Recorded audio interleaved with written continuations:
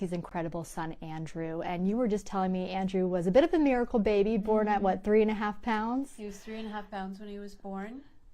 As I said, all babies are miracles, but Andrew was a little bit more of a miracle than other babies. So we had a bit of a road in his life. He was never on a growth chart, but what he didn't have in stature, he had in courage. And the Lord had blessed him with an amazing brain. He was incredibly smart.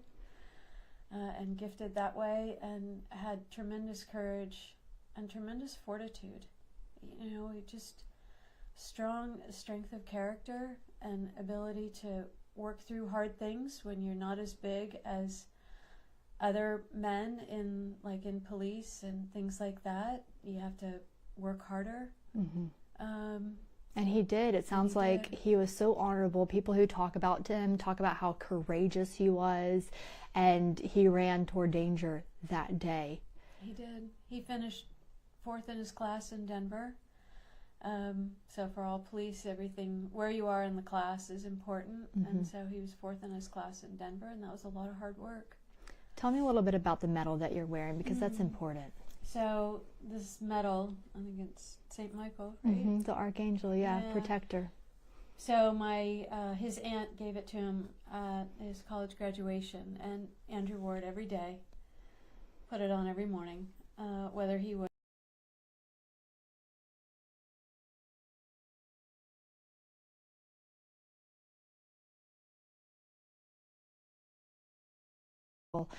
It's a lot for you to take on. How are you making it through these past few days?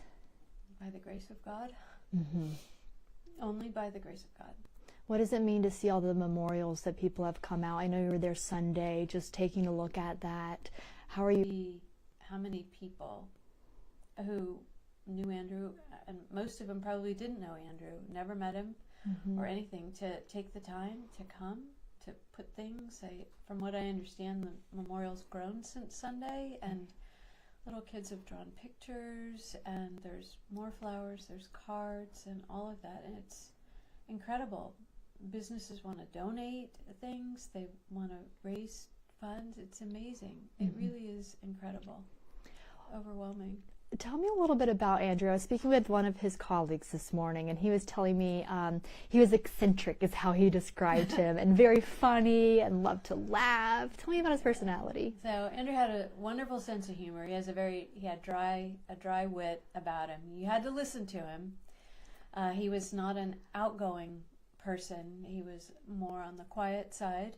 But if you were willing to, if you would listen and things like that, he said a lot of really funny things. He loved hiking. We would do a lot of hiking and walks together. He loved cats. What do you want people to remember about him as he leaves a legacy behind? It sounds like he was an incredible police officer. He was. He was a dedicated police officer, extremely dedicated in everything that he did. He was very well regarded and had much success in his work in Denver. I don't know if you know, but he was a DUI enforcement officer in Denver, and he was the Mad Colorado Hero of the Year for 2021. So the Lord used him in a mighty way in Denver, and the Lord used him in a mighty way here in West York. And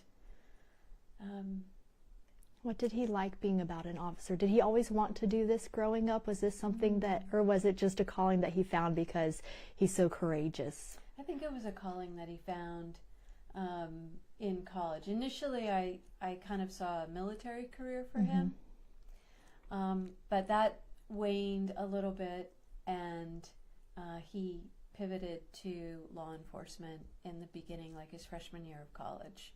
But I could see that in him as a small child, just the, so military, you like order, you like rules, you know, things like that. And Andrew was very much like that, you know. He knew when it was time to leave, to go to school and everything. He would tell me, time to go. That's when he would always come downstairs and say, time to go. And he never wanted to be late. If you weren't 5 minutes early, you were late. He's and good. So he was very much that way. So I could see I could see military in him, but then he pivoted to police, which I could absolutely see as well.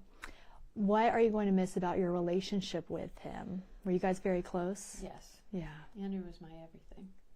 We were very close. Yeah. He moved back to Pennsylvania in 2022 because I wanted him close. And 2020 and 2021 were difficult years, especially 2020 in police, and parents of loved, family members of police officers and things like that. It was a rough year. He came home. I wanted him to be home, and people would ask him, "Why did you move back to Pennsylvania?" And he would always point to me. So we saw each other once or more times a week. We'd have dinner, we'd have breakfast, we'd go for a walk. Yeah. We Snapchatted each other all day long, boy. throughout the day, and all Nancy. kinds of things. I mean, I poured myself into him. He sounds like an incredible man, and we can tell just from talking to people. So we're going to wrap up here, but you and I can continue this conversation for later. Thank you so much for joining us, and thank you for joining us too, as Nancy gives of herself today, as her son gave of himself every day in his line of service. We're going to toss it back to you guys now.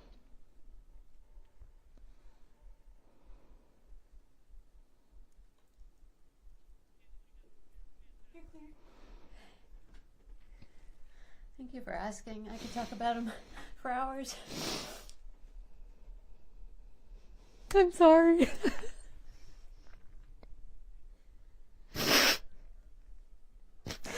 It's hard to believe. When I went into the hospital, they had him draped in a flag, from the neck down. He just looked like he was sleeping.